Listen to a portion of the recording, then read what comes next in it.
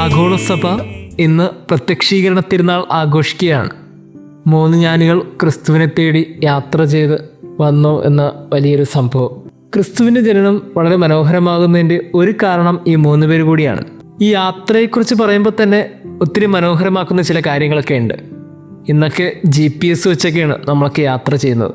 Google മാപ്പൊക്കെ കൃത്യമായി നോക്കി നമ്മൾ യാത്ര ചെയ്ത് ലക്ഷ്യസ്ഥാനത്ത് എത്തിക്കൊണ്ടിരിക്കുന്ന ഈ കാലഘട്ടത്ത് 2000 വർഷങ്ങൾക്ക് മുമ്പ് ഒരു നക്ഷത്രത്തിൻ്റെ ബലത്തിൽ 3 ജ്ഞാനികൾ ക്രിസ്തുവിനെ കാണാൻ വന്നു അത്രേ.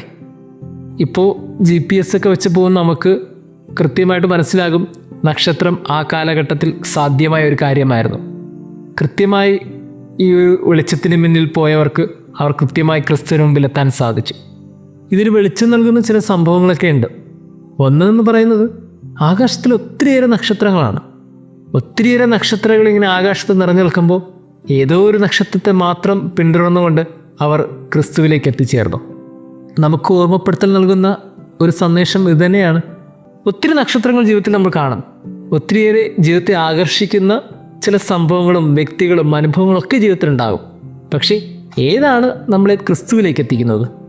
ആ നക്ഷത്രത്തെ ഇമതട്ടാതെ നോക്കുക എന്നുള്ളത് നമ്മുടെ ഉത്തരവാദിത്തമാണ്.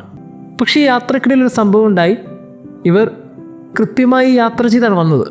ഇന്ന് ഈ കാലഘട്ടത്തിലൊക്കെ ഗൂഗിൾ മാപ്പൊക്കെ നമ്മളെ പറ്റിക്കുന്ന പോലെ അവരെയും നക്ഷത്രം പറ്റിച്ചു. കൊണ്ടെത്തിച്ചത് ഹെറോദോസിൻ്റെ കൊട്ടാരത്തിലാണ്.